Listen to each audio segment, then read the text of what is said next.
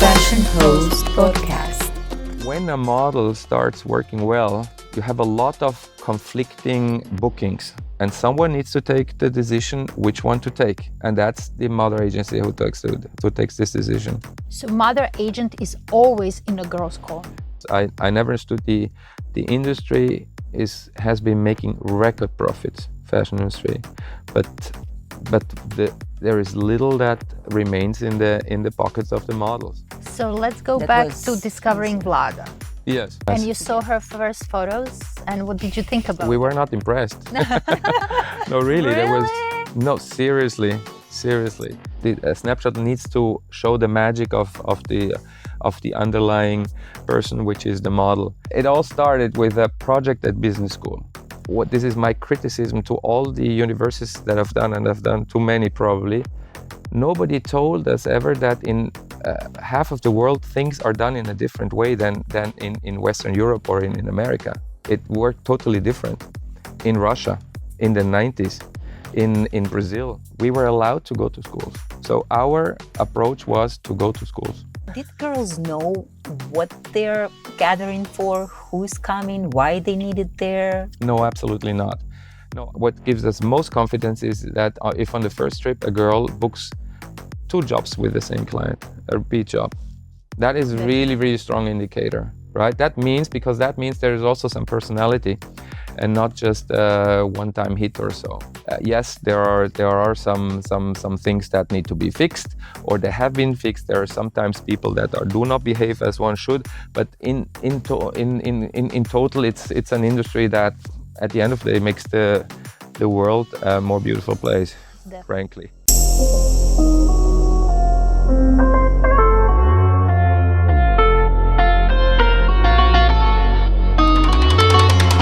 Fashion Host Podcast. Today's guest is someone who's seen it all. From fresh faces in tiny towns to major fashion campaigns across the globe. Yes, we are talking about Christoph Atzwanger, the founder of Eskimo Model Management.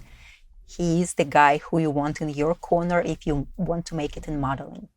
He's discovered some seriously iconic models. Vlada Roslyakova, Alexina Graham, Solange Vilvert, and somehow always knows who is going to blow up next. Yes, so today we are getting into how he finds talent, what he thinks makes a model stand out today, and what goes on behind the scenes of building a career that actually lasts. Plus, we're going to ask him how he really feels about Fashion Week chaos, TikTok models, and those casting curves balls. Yep. Christoph, we're so glad to have you today. I'm delighted. Thank you very much for having me. Thank you so much for coming. Yes, all the way from Europe. Yeah, finally we're all here together. And so how long have you not seen each other? We've seen each other at a round birthday that Vlada celebrated in St. Petersburg some years ago. Some years. That's why I asked. A few years ago. Yeah, but it's like yesterday. She looks so fresh and activated and energized, as I knew her during her really active career, quite over the last 2 decades, basically. And I'm glad to see you now in face to face again.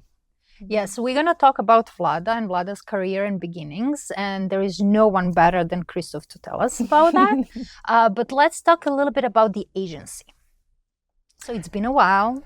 It's been a while. We've been around for almost 30 years, and incorporated since 1998. So that's more than 25 years ago, 27 years ago. And it all started with a project at business school.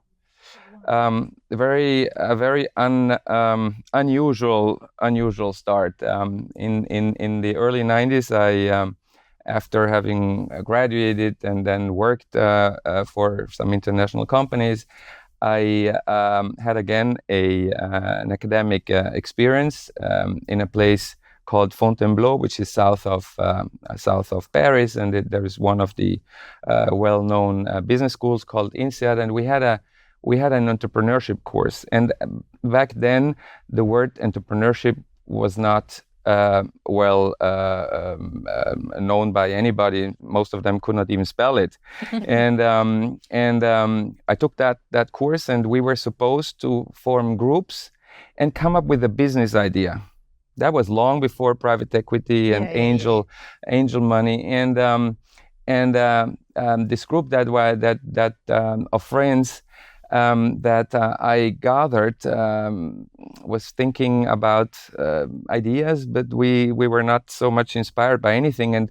And 5 minutes to 12, we still needed an idea.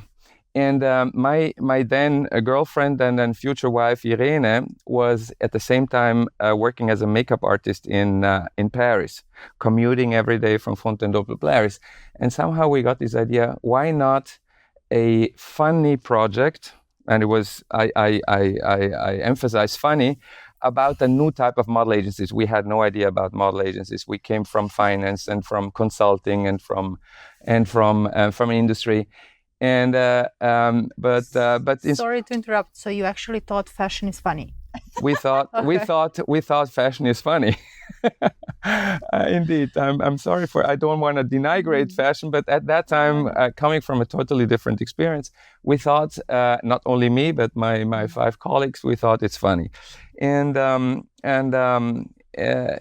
actually, a new type of model is not a great business idea because it's so difficult to come up with something that the industry has not seen in terms of approach to the business. But we thought that's what we are going to choose now as a business idea.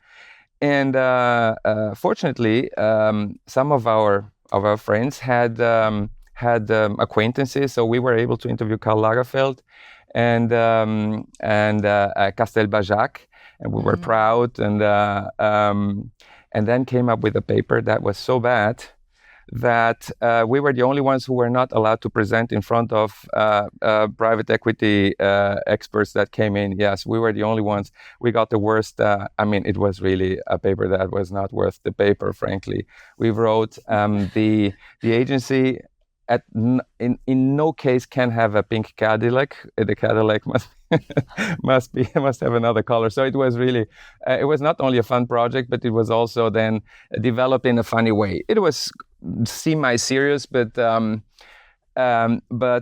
we were at the end not that very successful in this very moment. But then after business school and then going into very conventional directions, like I worked for a large American consultancy. Irene, my wife, continued to work in Paris as a makeup artist, and so there was exposure with this world and let's say meetings with photographers, and so I got to know a little bit this industry.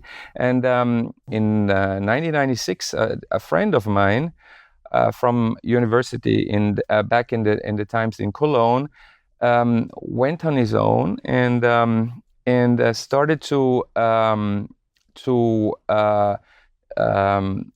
export German technological products into Russia.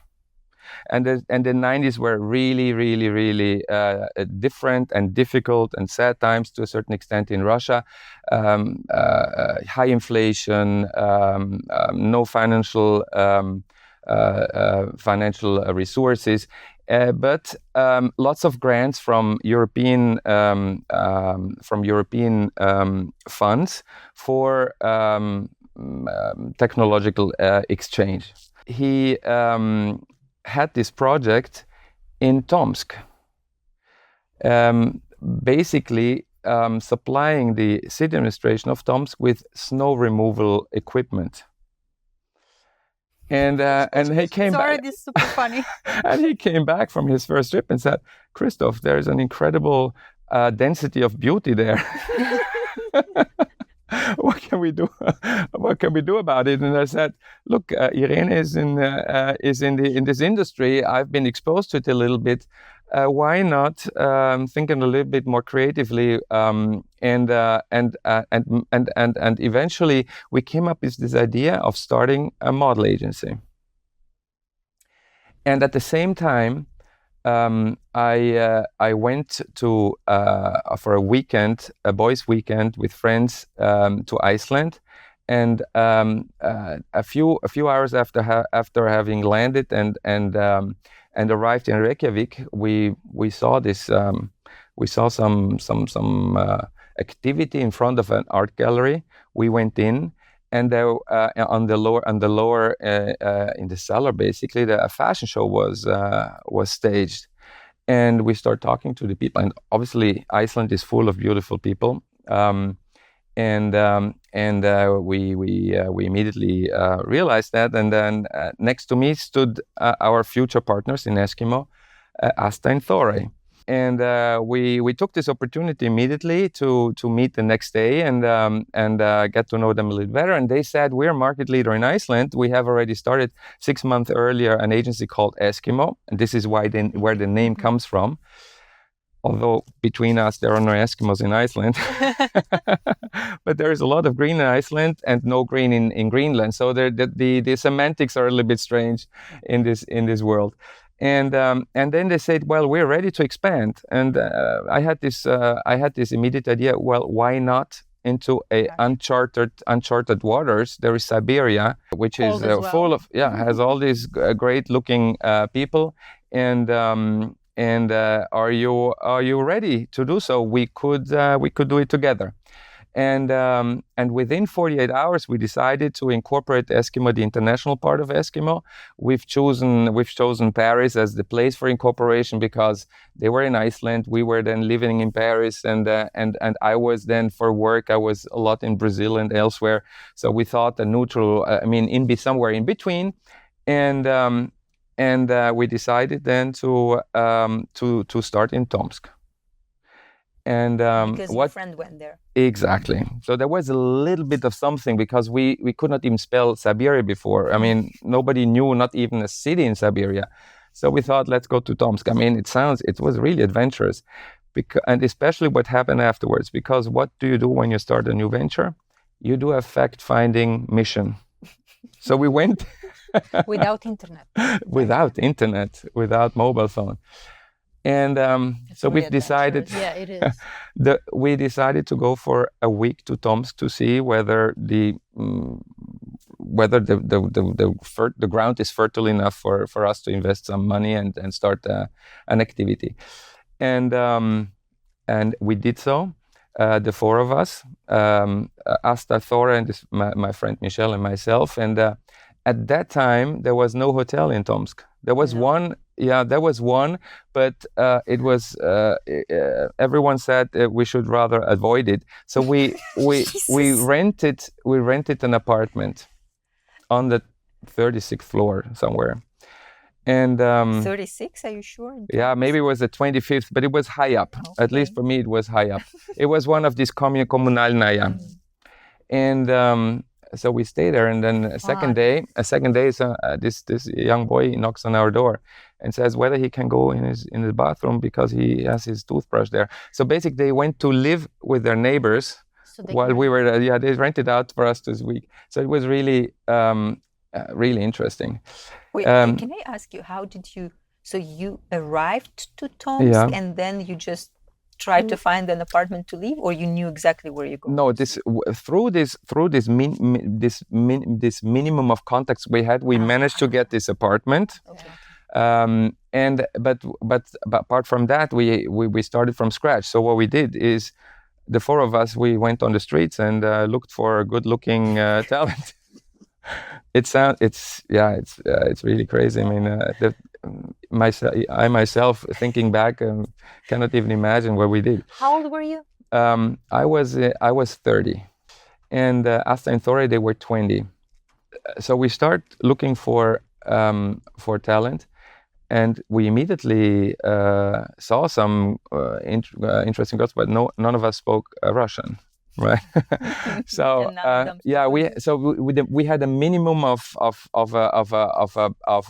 let's say a home base, as I said before, because Michelle had these activities of exchange of technology. So we asked this interface that he had whether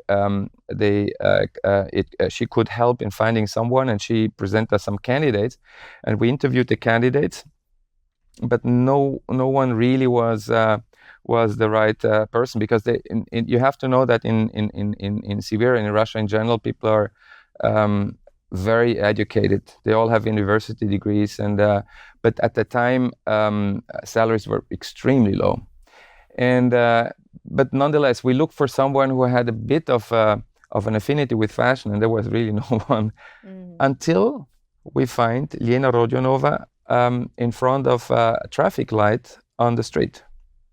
Yeah, and we asked her for the way, and she spoke English. Wow. So we hired her. Right away. Immediately. We hired her. Yeah, we hired her. Then we went back. Just because she spoke English. Yes. Can I ask you something? When you said they were not exposed to fashion, you want someone who had idea or inspiration. Can you explain that a little bit? Yes. I mean, there was a sensitivity for fashion, but in the 90s it changed dramatically in Russia, because beforehand the singling yourself out by clothing was not considered to be something that will get you very far in the Soviet Union, because it was all about equality and not excelling unless you wanted to excel for your performance at chess or something, or in athletics. But the society was built on different values, and in the 90s all these values from the preceding 4 or 5 decades or even more was questioned, and because of the lack of internet and the lack of media in Russia, or especially in Siberia, then we're talking about the mid and 90s. It was extremely difficult, even for someone who wanted to get to know what's happening in the fashion in the rest of the world, and therefore we had a hard time finding someone who was immediately who knew a designer in Italy or in France, right? In Moscow was already different, but still then we have to imagine that in 96, 97, 98, in 98 there was a huge crisis in Russia. It was the result of economic policies which were sort of suggested by they were called Chicago Boys at the time, from Northwestern and from Stanford. Experts came, but let's say the changes that were implemented were too brutal, and lots of people were depaupered, and it was a very hard time, which explains also a lot what happened afterwards. And just to tell you how things were different. Our first salary was 50 D-marks per month, $25, and that was a decent salary in Tomsk in 1998. And a few years later was already 1,000 euro. A few years later, so there was an incredible change to the better in the zeros. But in the 90s, life was very tough, and so the next step, we came back from the fact-finding mission. We approved the project, we funded the company, and then we sent Asta Kristiansdottir for one of the partners from Iceland to Tomsk to train Liena Rodionova and hire more people. And Asta Kristiansdottir was 20 and went there with her little child of 1 year in the winter to Tomsk. How brave! And then at that time in the late 90s in Tomsk, also in Omsk, you had normally a week of -50, a month of -40, and 2 months of -30, right? And that is, no one in Europe has ever had such an experience. Yeah. And this brave girl made her way in Tomsk and found 3-4 great girls that 2 months later were already on their way to New York. Ira Bezrukova, for example. Where did she find her? At school. We were allowed to go to schools. So our approach was to go to schools. What about visas? Yeah, visas were obviously a huge challenge, but much less than now. At least this is my impression now in hindsight. It took some time, but it cost much less. And for us, the biggest obstacle was not the visa process itself or the visa granting itself, but the fact that there was no American or French or Italian consulate in Siberia. So we had to invest in flights to Moscow. We rented a flat in the center of Moscow. We were able to afford that. Now it's completely impossible, right? But we had it on. So we managed to get the visas. That was not really the biggest issue, and we had immediately a few models in Europe, and then eventually soon later in America.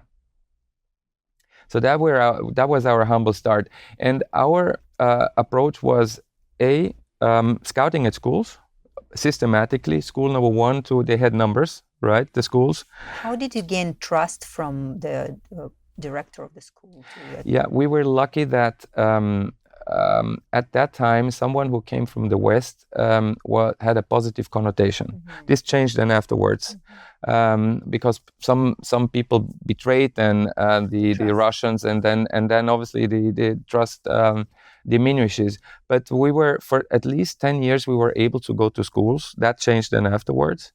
And obviously the first step was to talk to the director, ask for permission, and then someone accompanied us in every class. So we made everyone stand up.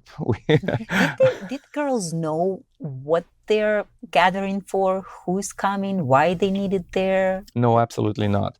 No, I mean, obviously everyone knew what a model is, but generally every girl, we were focusing on girls, frankly, because I have to say, girls look better. Russian girls look better than Russian boys, at least at the time. This has changed, but at that time this was the case, and but nobody obviously knew the mechanics of the industry, and nobody considered herself as beautiful. And if you look at the first photos, snapshots that we did, even of Vlada, you would have thought, is this going to be a model, right? So just a little digression. When you went to Tomsk and decided to look for the girls, was there a formula? What are you looking for? Because that was pre-Russian doll era for the girls. Yes. So you were the one who actually started this trend. Yes, an aesthetic in mind. And this was an Icelandic aesthetic. And it was quite an advanced aesthetic, because we were looking for non-conventional looks, which one would say maybe it would have been better to look for the classic beauty, but we looked for the edgy model. That was actually, I mean, Michelle and myself, we had no idea about how a potential talent looks like, but Asta and Thore they had. And Iceland aesthetically was always very much ahead of many other European countries. It's a small country, but they're extremely progressive. So we looked for the outstanding beauty, but not in the classical sense.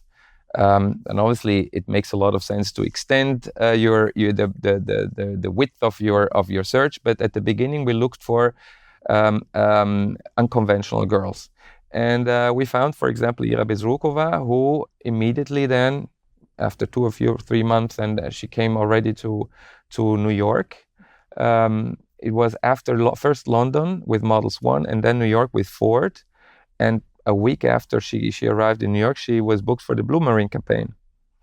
and that gave us obviously a lot of confidence and hope. And then we opened a subsidiary in Omsk. Small mini office and 2 people, and this is how we did. The approach is the same, going to schools, and this is how we found Vlada. But at the same time, we were not only trying to find models. We were also trying to establish our positioning in the market, and we took 2 major decisions. One is we want to avoid Moscow and St. Petersburg, because we heard a lot of unpleasant things in Moscow, and obviously Moscow it was at the time becoming very wealthy, and that means it became a black hole for good-looking girls. Our biggest enemy were potential boyfriends in Moscow, because they obviously would have offered something that is hard to say no to, right? I mean, a life in a cage, but extremely luxurious. So we decided not to open in Moscow. In hindsight, we should have alleviated that stance a little bit earlier than we did. But so that was the decision we took at the time. And the second decision we took is that on the international market, we position ourselves upstream as a personal manager, as a so-called mother agency, because there is a dichotomy in the market, as you know. There are I call them the retailing agencies, or the model services retailing agencies, or the booking agencies, which are in Tokyo, in New York, in Los Angeles, in Munich, in Milan, in the model centers of the world. These are agencies that have the contact with the client and they book jobs, but they normally don't have the models. They sometimes find models, but through the scouts. Yeah, they have their own scouts, and but they are busy booking jobs, so they cannot really spend a lot of time, especially those people that have the eye, which are not often the scouts, which are often some bookers. They don't have time after 8 or 10 hours at the phone with potential clients. They don't have the time to start scouting, and especially there's something else that they don't have time to do, which is managing the career of a model. Because apart from it's not a mother agency's major let's say activity is not just the scouting. It's managing the models, and managing means that you need to select the best agency in each fashion center for the model, which is not so trivial and not so evident. You need to make sure that they perform, otherwise you come up with a whip, or you even change. You try to change booker, you try to change even agency. And then thirdly, and that is most important, when a model starts working well, you have a lot of conflicting bookings, and someone needs to take the decision which one to take, and that's the mother agency who takes this decision. So mother agent is always in a girl's corner. Yes, I mean, some girls don't have a mother agency, but they sometimes then regret it, because they need, when everything goes well, everything is fine. But when the going gets tough, then you need someone on your side. And the mother agency is totally aligned with the needs of a model.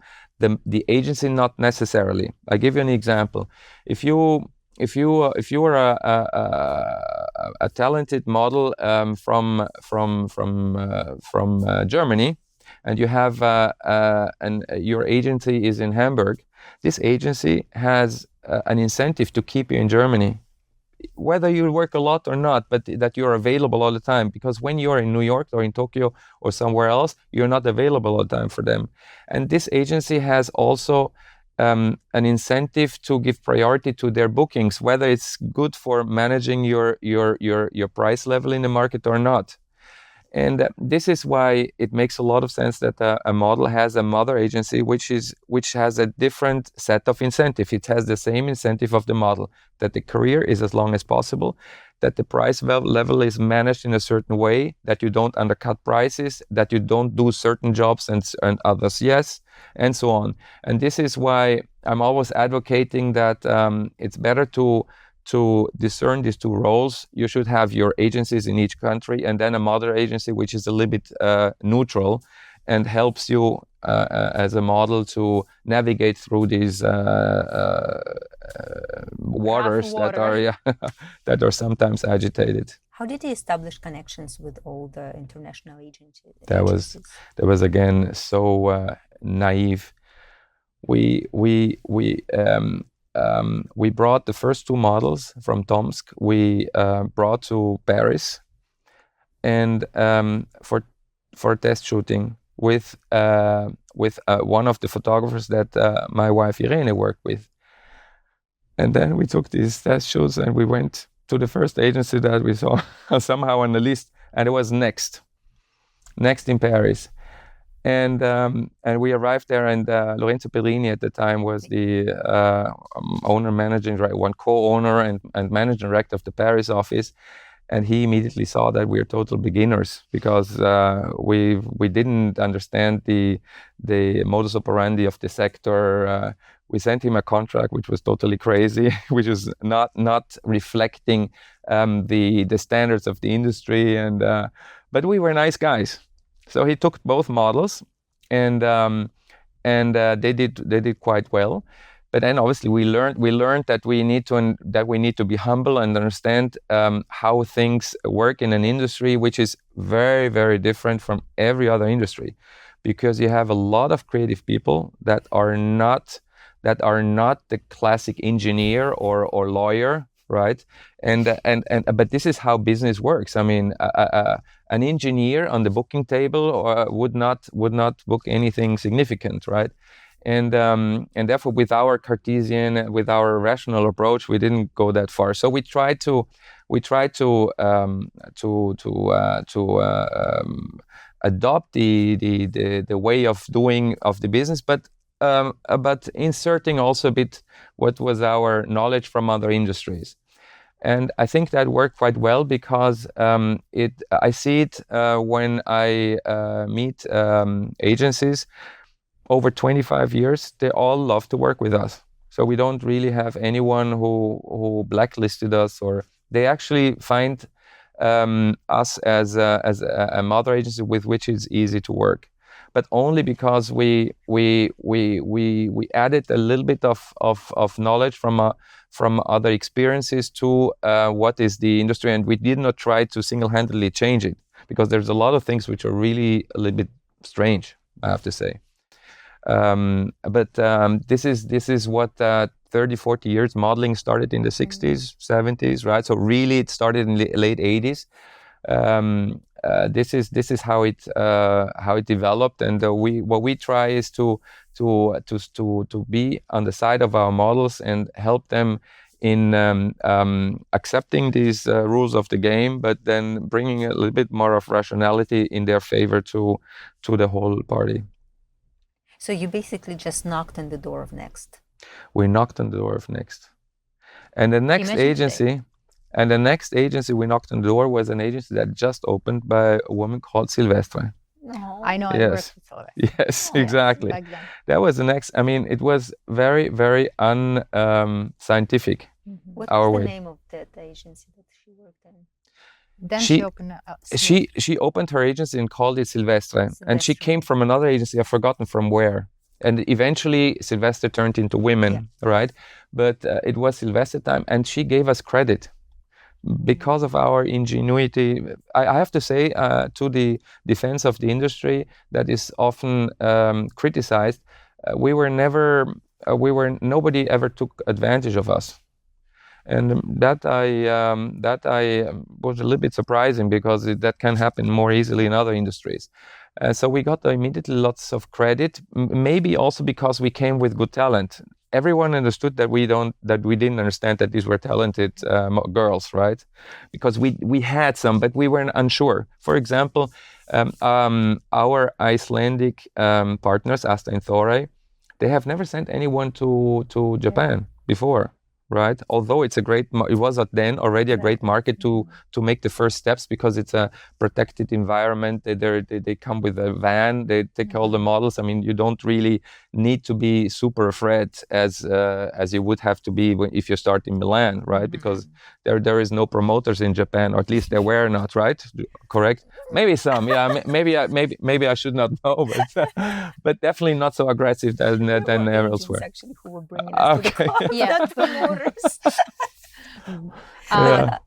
But sorry, I wanted to ask you, don't you think it has something to do with the fact that Next was new agency, Sylvester had a new agency, the model scene in Paris was starting to get serious as we see it today, and that's why you were welcomed so well and protected and credited? That could well be. Yes.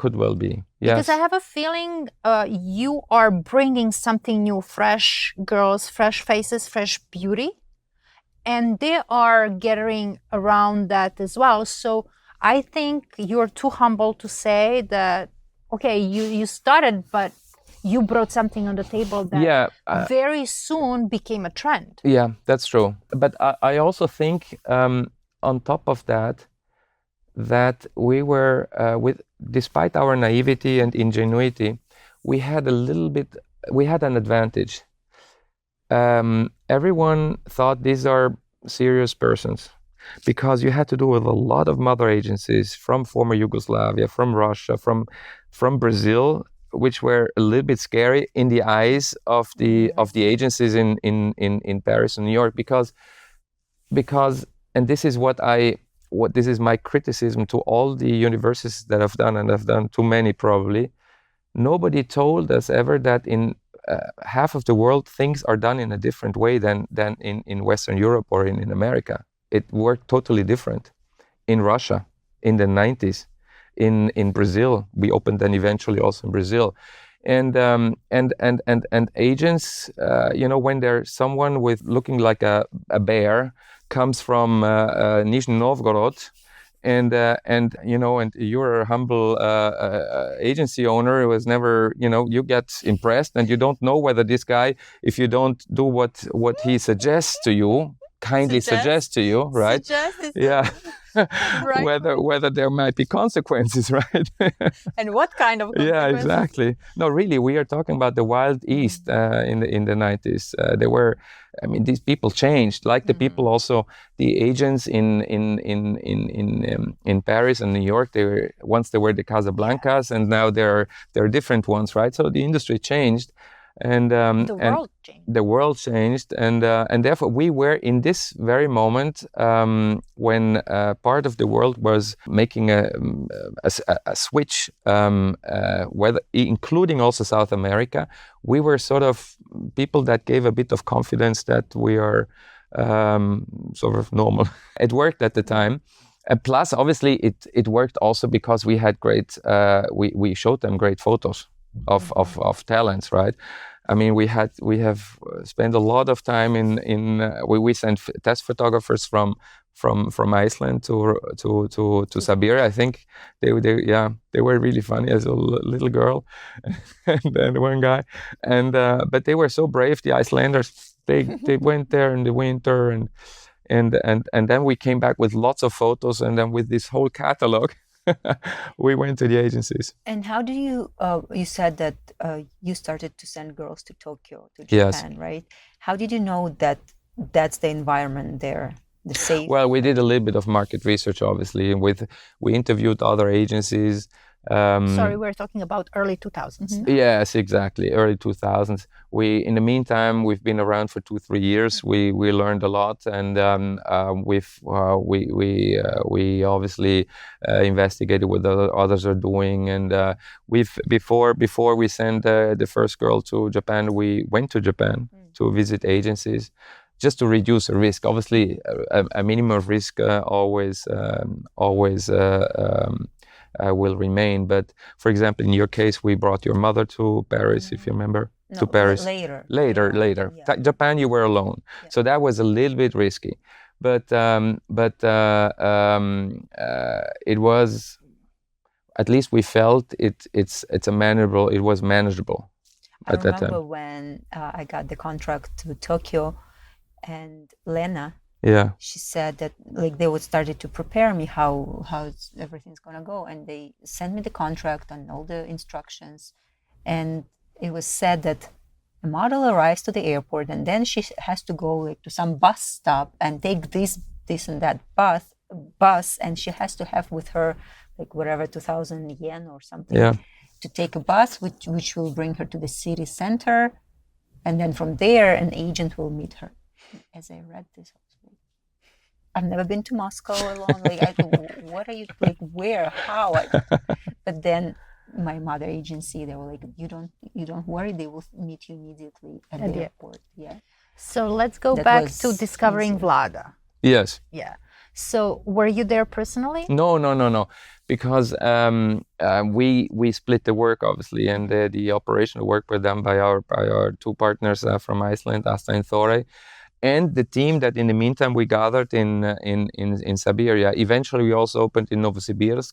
Then we had a subsidiary in Chelyabinsk, and then we also had a small project office in Krasnoyarsk.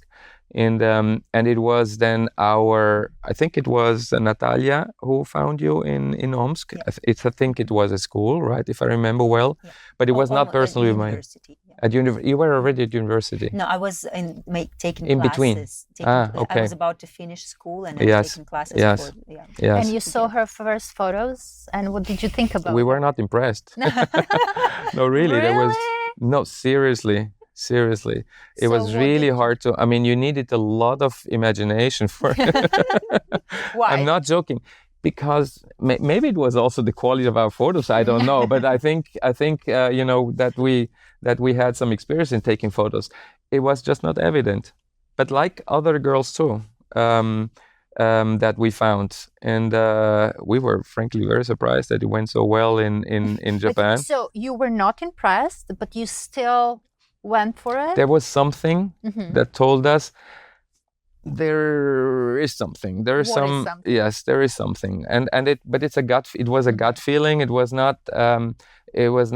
You could not rationalize it. Mhm. And we said, yeah, this is one of the girls we want to take on, we want to promote. And then we started with Japan, and it went really well in Japan. It didn't go well in Japan. No. Yeah, but relatively well. Oh. Relatively well, at least. No, but the feedback was good. Oh. The feedback from Japan, from the agents, was good. And So what are you looking for? You're sending the girl first time to new market. Yes. What is the feedback exactly what you're looking for that it's going to give you, let's say, trust in girl and give you an idea where to go after that? The first step is getting to a point where we say, this is a girl we want to represent. Not knowing whether she will definitely have a great career or not, but I think we are good in understanding whether there is at least a career. Whether it's then a career that goes very far or not, that is almost impossible to say. So this is one thing, and this is an internal threshold. Then on the first experience, which was in the past often in Japan, now it's maybe somewhere else. Also the reason why lots of models started in Asia was also a visa issue, I have to say, because visa requirements got more intense, also obviously in America, but also in Europe. And therefore you needed tear sheets and so on, and therefore we started very often in Asia. What we looked for in the first trip was, is the girl able to produce photos which make us even more confident on her? And secondly, is she able to book a job? And booking a job independently from the price level of the job, but is she able to convince a client to book her?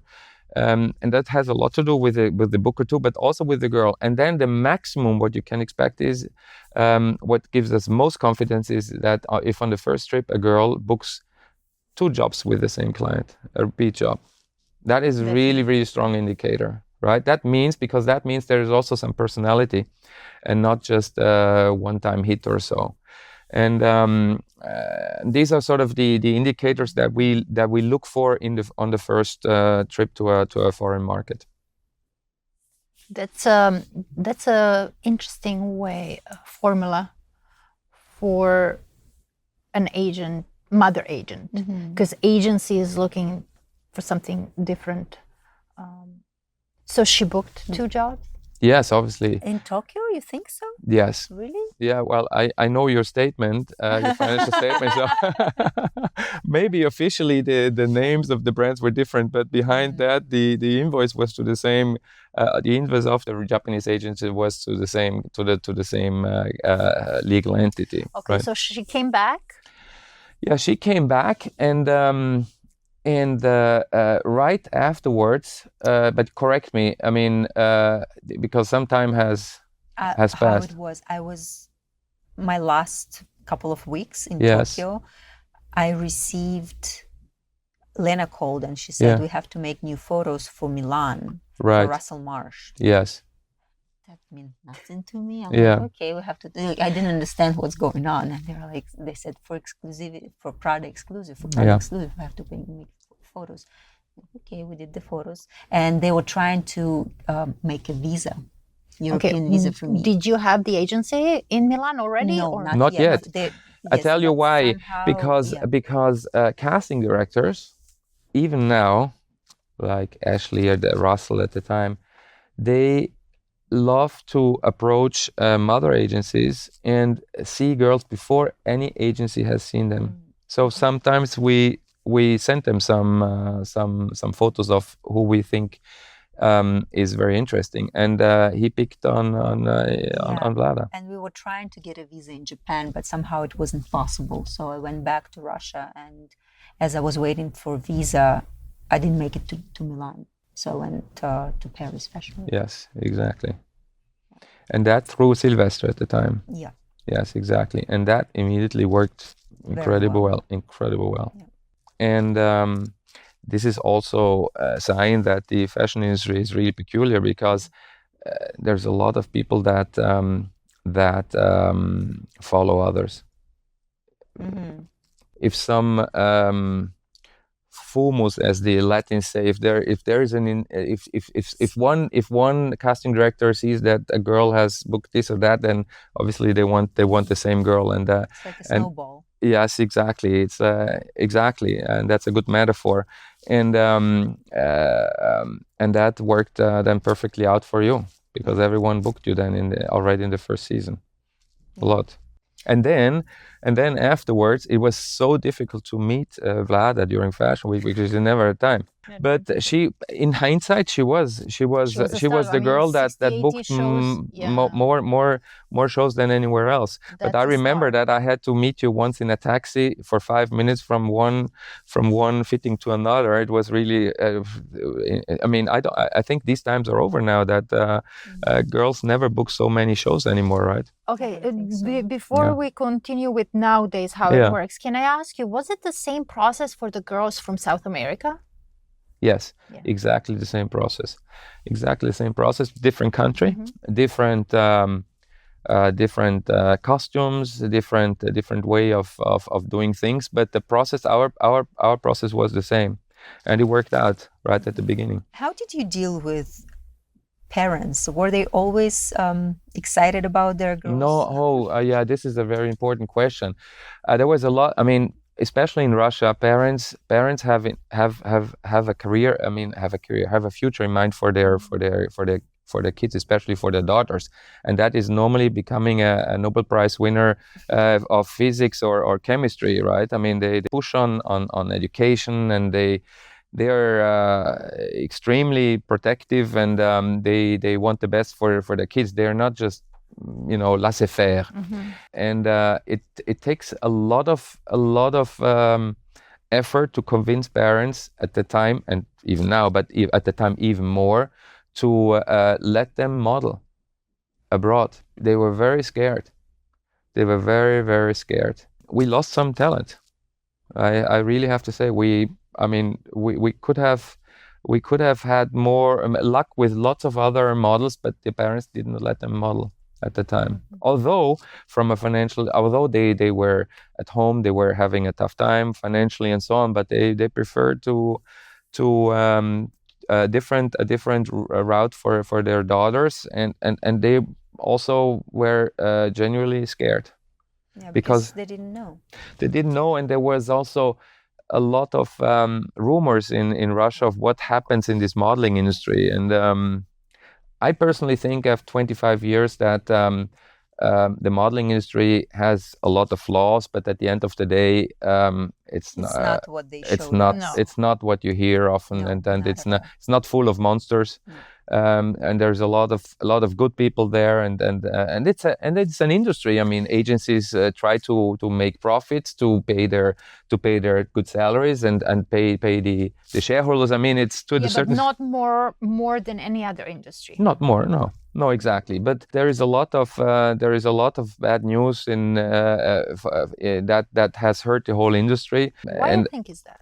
Because there were some black sheep, probably.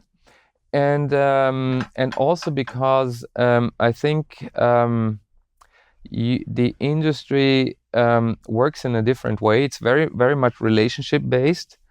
Bookers meet photographers, meet clients in clubs. I mean, not always, but there's, fashion people tend to mingle among themselves, right? And they're the same gallery openings, and not necessarily you book a great job because your booker calls a client and says, "This is the best girl for you."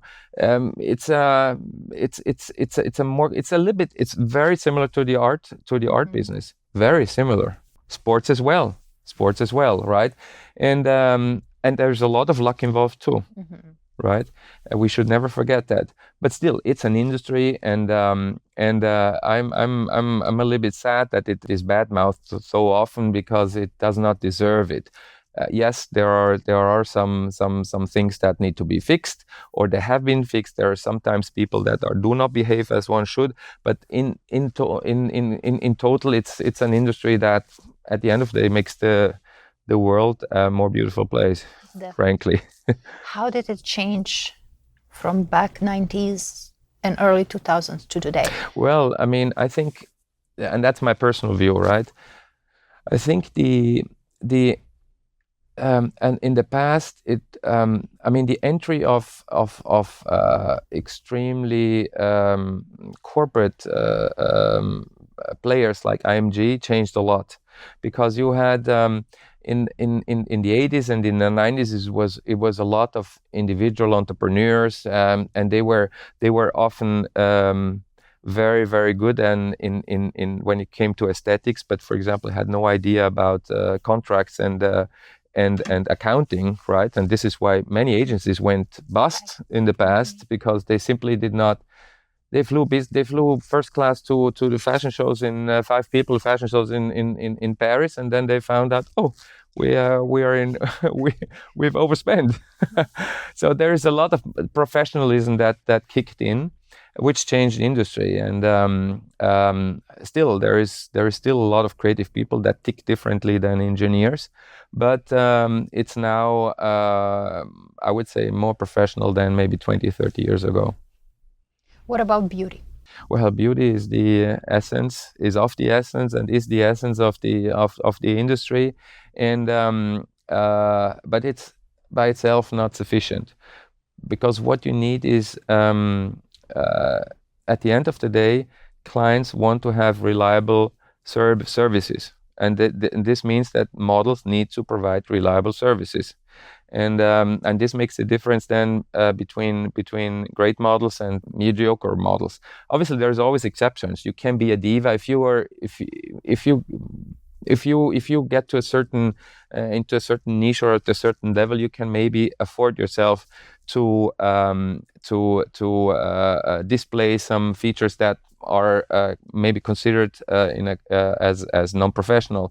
But let's say a good model needs to be one with personality and with professionalism. It pays off. You always see that over all the models we've seen that it pays off, with all the exceptions that happen. But what about the beauty? It did change, right? Standards. The standards. Yes, of course. Obviously, it changed a lot.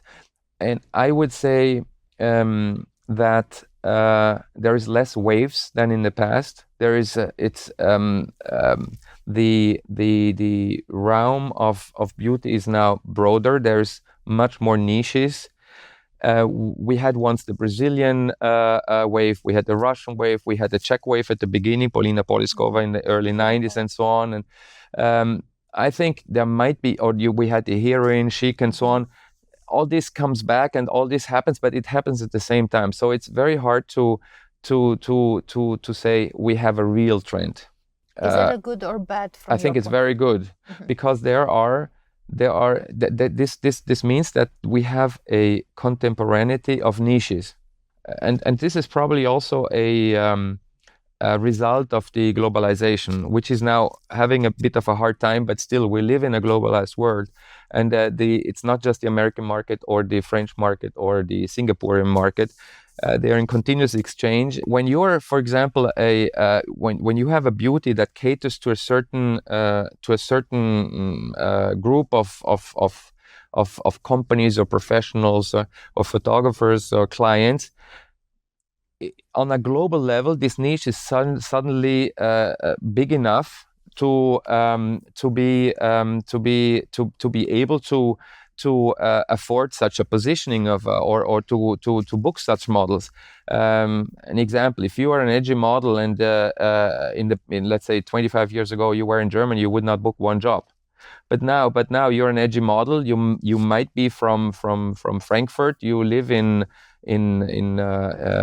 Paris, but you have clients from Hong Kong to Chile nowadays. This was not the case in the past, because we've seen that when we started, the markets were America and some European markets, and now the biggest market for models is China. In terms of, but also not only in terms of numbers of jobs, but also in terms of money is almost equivalent to the States. So it changed a lot. And how is that? Because I've heard a lot from girls early in the days that China wasn't the best market in terms of how they were living, the living spaces, yes. and like the way they were treated. Yes. And how is that now? Did it's change? evolved. It evolved. It changed. It changed a lot. We do not live in the same world as 20 years ago. The biggest country in the world in terms of population is India now. India had 400 million people less 20 years ago. A market like Poland is a market. Poland has 39 million people and has an economy which is booming, and we place models there because it's a market. Really? Yeah, of course. Russia is a market. It was not a market in 1999, but now there is serious budgets behind. China is not one market. China is 15 markets because there's so many. I mean, there's Guangzhou, there's Shenzhen, there is so many. I mean, Wuhan. Nobody knew where it is, but you can go there for 1 or 2 months and come back with really good money in a second tier city only. And this was not the case because 20 years ago the GDP per capita in China was maybe 1/10, and now it's 10 times higher. So there is now opportunities elsewhere. For example, I don't know whether you went to Brazil for shows. I think for direct booking. This was at the beginning because Brazil also developed. I mean, 5 years before, nobody would ever go. A non-Brazilian girl would never go to Brazil for shows because they didn't have the budget. But then already in 2007 or 8, there was good, right? And now it's obviously it's a country with 200 million people and which had an economic growth of 3% per year, right? So there is many more markets than in the past.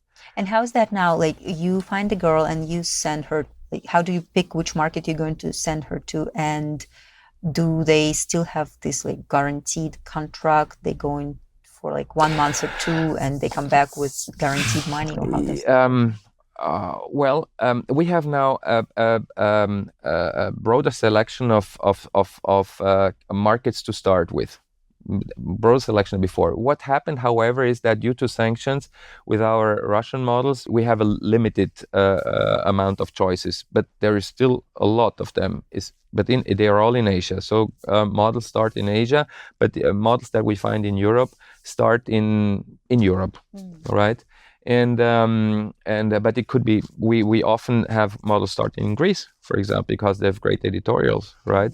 And at the beginning, it's not about making immediately money, but it's about creating a market value. And then what is relevant in managing a career of a model is making sure that the market value continuously increases, and longevity. These are the two things that a model agency, together with the model, when a model gets older, then she knows herself what is important, and then we are more of a consultant. And before we need to take decisions, right? Because if someone is 17, 18, 19, it's hard to take decisions yourself. But this is what is important, and we have now more choices than before. At the beginning, for the first photos, there is more markets now than in the past, so it's not necessarily Japan anymore.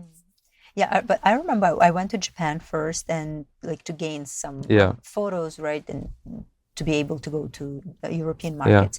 But when I came to Paris, it seemed like whatever I had in my book, they didn't need. They took everything out, and they pretended like I don't have nothing. Yes, it seems as an incongruence, but it is not, because this was necessary for that to convince them to take you in Paris. Then obviously they put the Paris style in your book. They weed out, they prune everything and start from scratch. But they needed to see that we need to convince them that you are interesting, and this helped a lot. It's still the case that photos from some places you don't use in other places, but this was how it worked at the time. How often do you have agency just based on one Polaroid decide to take her? Quite often. Quite often. Quite often. It's not Polaroid anymore, because Polaroid doesn't exist anymore. On a snapshot, yeah. But it must be a good snapshot. What is a good snapshot? Yeah. Now we would need to ask my team, and especially my wife, who's running on a daily basis the agency, and we would need some to exchange, to see some concrete examples. I cannot rationalize it. I cannot describe it. I don't know how to describe it. It's something that I need to see, and a snapshot needs to show the magic of the underlying person, which is the model. And then what you need to always consider is that there is very different persons working in agencies and very different clients, and very, very few agents understand the potential of a model. Very, very few. One is, and I allow myself to make his name, is Dejan Markovic. But there's others. But and there's lots of, we had lots of people, agencies calling out, saying no to a model that we proposed, because we had the approach of doing it sequentially, never sending it out to 10 agencies, and then we are facing the issue that 5 of them want it, and then obviously we're in an angle and they are angry with us. So we always had a sequential approach, but we had then often agencies say no, and then maybe the 4th agency said yes. The girl did a great job, and then they call us and say, why did you never present us this girl? They forgot that we sent her. We sent the photos of her, right? And having an eye, that is very rare in the industry. Fashion Host Podcast. In the intro, we promised to talk about social media trends and TikTok models. Yes. As a mother agent, I think that affects you a lot. Yes. So can you tell us about the struggle? Well, or maybe it helps you to find girls. Of course. You it definitely helps. To schools anymore. No, you don't need to go to schools anymore. You don't need to go to concerts. You do a lot of scouting on social media, absolutely. So it's a great scouting tool. But our real work starts afterwards, right? Because sometimes when a model agency evolves, then often it becomes a magnet for models that approach the mother agency. Maybe they had the first step, but they are not. Then the management was not as they expected, and they approach us because they hear from others that we're doing a good job. This happens sometimes. Obviously, we're always very careful. We talk with if we don't want to have any conflicts with former model agencies, but the scouting often happens this way. But for the rest, it's a lot on social media. So it's a great way of finding new talent, but still you need to have the eye. And what makes social media is a showcase for many persons. And it's getting a little bit harder to see the beauty because you don't see the person in real. And obviously, in a showcase, they know how to use filters. Everyone knows that. So the process of then deciding is a little bit more cumbersome because we need to then first have a video meeting, then we need to have photos, then we need to see the person almost often in person, and then you understand whether we should offer a contract or not. Before, when you go to school, you see someone right the way she is. Yeah, so that helps. On the other hand, social media became an element that we need to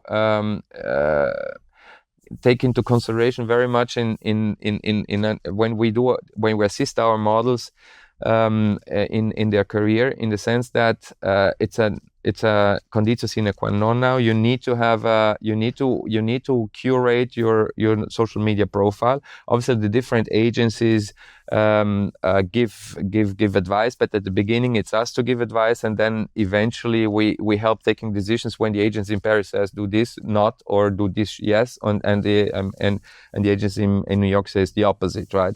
It's an important element in the decision of clients. Not all of them. Some want, as I said, especially casting agents that always look for the undiscovered one. They prefer girls that have not even a profile. But in general, most clients want to see the profile before, want to see not necessarily the followers, but the engagement. It's very important how many comments how many comments you have on each photo and so on. And then social media is part of every contract now, of every campaign. It has become very normal that you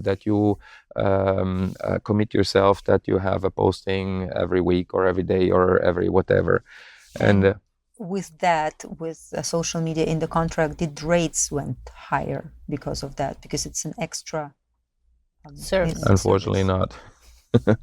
Rates are something I've never really understood in these 25 years. I never understood the industry has been making record profits, fashion industry, but there is little that remains in the pockets of the models. I mean, compared to the valuations of the companies. Just an example. Moncler was almost bankrupt 18 years ago. Now it's worth 4 billion more or less, right? Do they pay campaigns 5 million euro? Not necessarily, right? I mean, maybe to some to some actors, I have no idea, but not to normal models. And there is always the same excuse: we don't have budget. But yeah. How do you want, as a mother agent? You cannot single-handedly change the industry. Some agencies do a great job, but obviously we should never forget that the entire modeling agency in the world is very tiny compared to the fashion industry. The biggest agencies in the world, they hardly total $100 million turnover. That's nothing compared to LVMH or all these agencies. All these clients that are around there.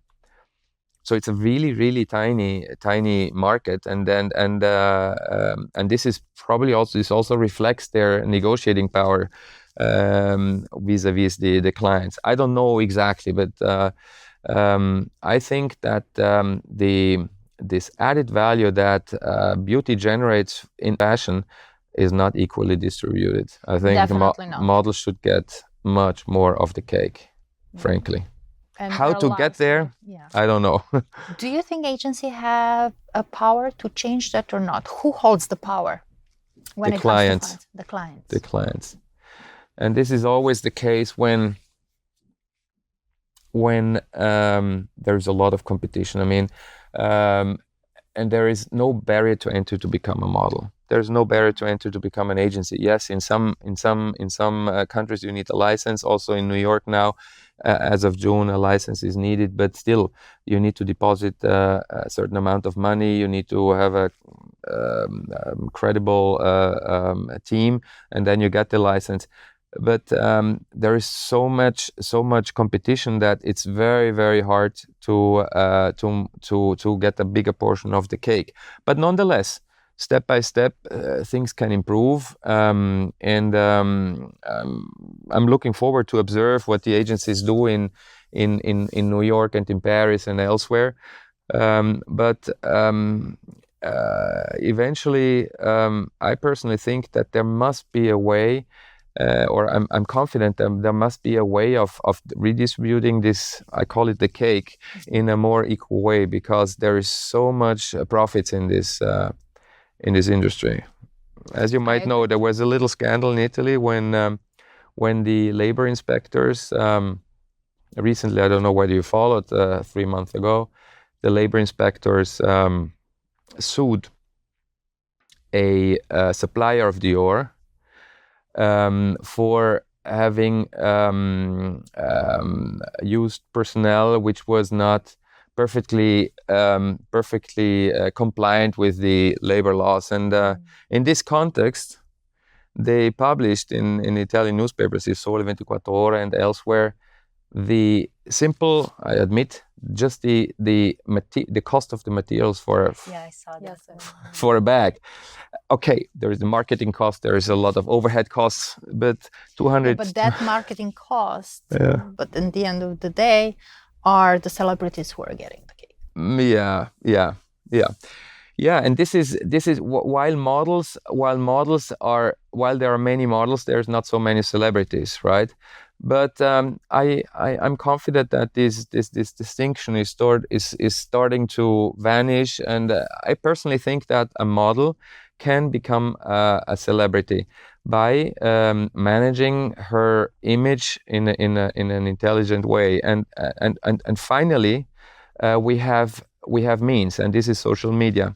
We didn't have the same means 20 years ago. It was impossible to go beyond modeling. It was very difficult unless you personally went into singing or acting and so on.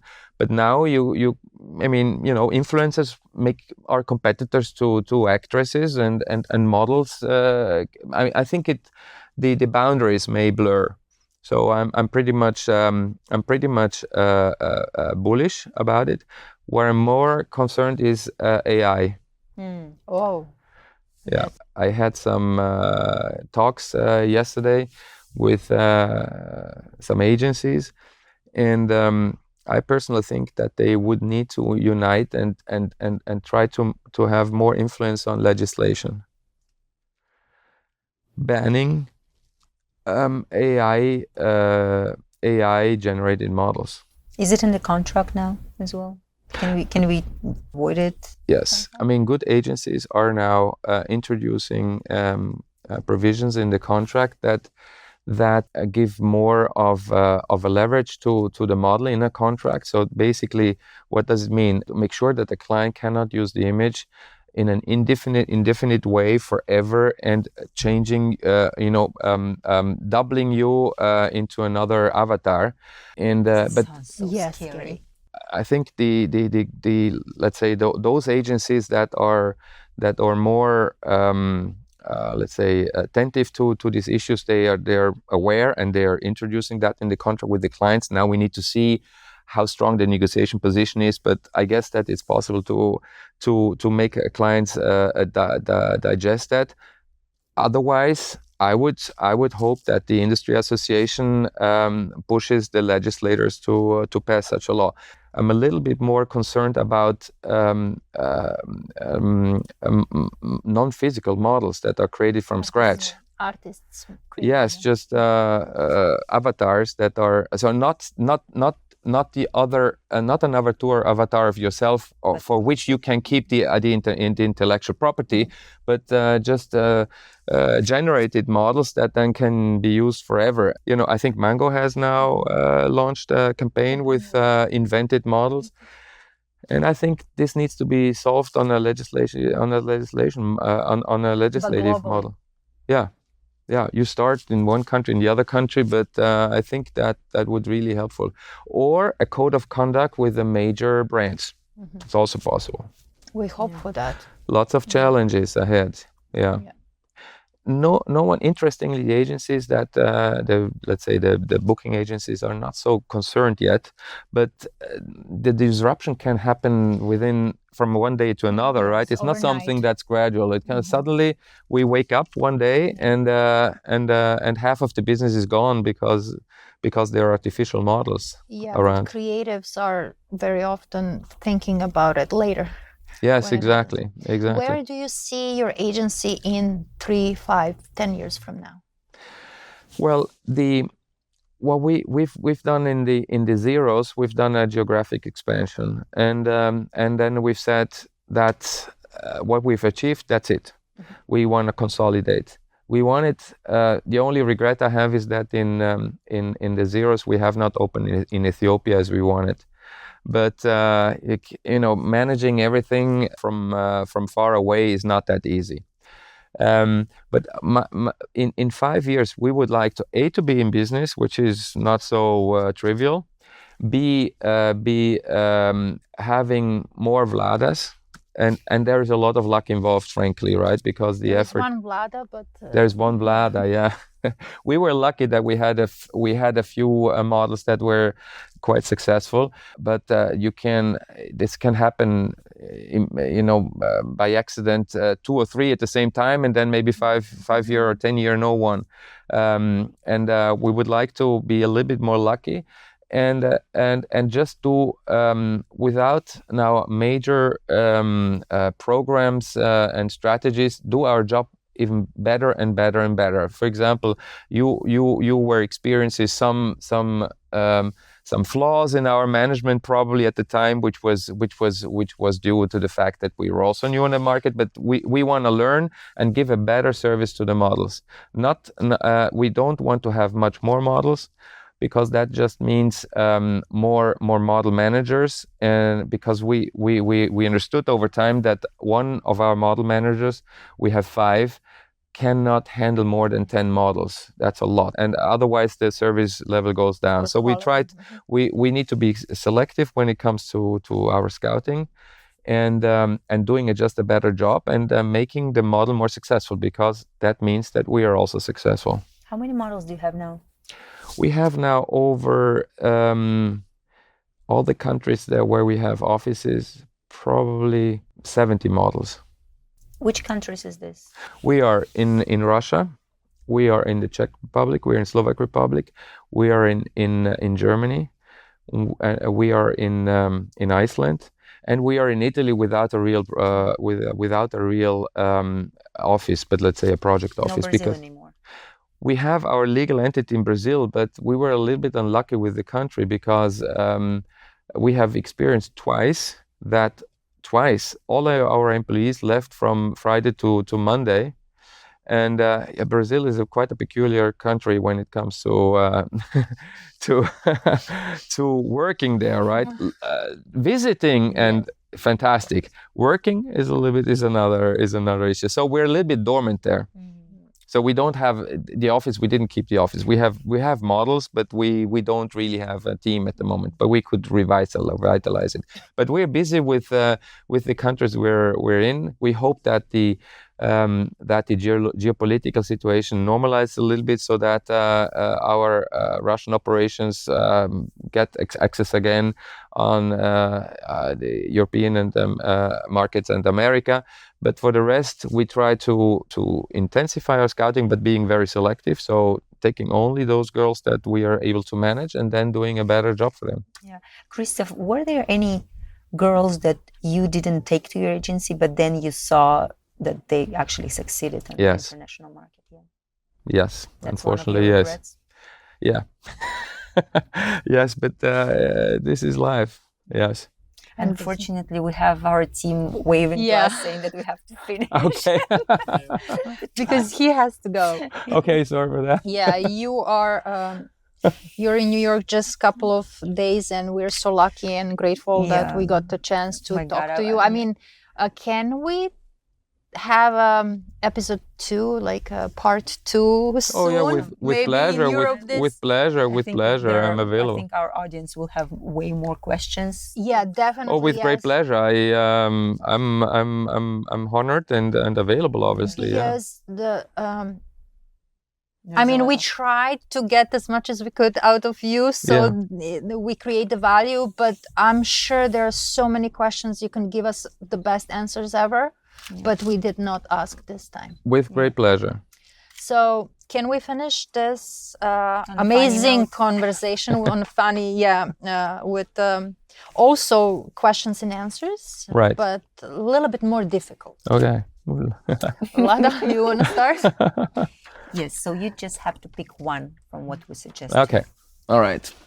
Giving or receiving compliments? Giving. Texting back immediately or reply later? Immediately. Let me read this. This is the first time I'm seeing it. Believes in love on first sight or deep screening? A la Sherlock Holmes. A la. Deeps. This is also profession. First sight. First, Although my brain says deep screening, but I would say first sight. because your first sight got you a lot of girls. Yes. Yes. Exactly. Yeah. Exactly. Book a trip last minute or plan detailed in advance? It's planned detailed in advance. It's not consistent with what I said before, but planned detailed. Calendar booklet or Outlook calendar? Outlook calendar. Phone on speed charging or 10 p.m. silent and overnight charging? No, the first one, speed charging. Speed charging. Sudoku or puzzle? Sudoku. Sudoku. Long flights. Yes, exactly. Long flights. Well, that was an amazing conversation. Oh, thank you very and, much. Guys, I hope that you really enjoy. I'm sure you enjoyed it. And please write your comments under and write your questions, and we will make sure we invite Christoph again. And don't forget to like, subscribe, and press the button. Bell button. Bell Yes. button. I asked few questions about Vlada's career. Please ask more. He is the right person to answer all Yes, those. yeah. Thank you so much. Thank you so much. For Thank you, watching. Christoph. Thank you.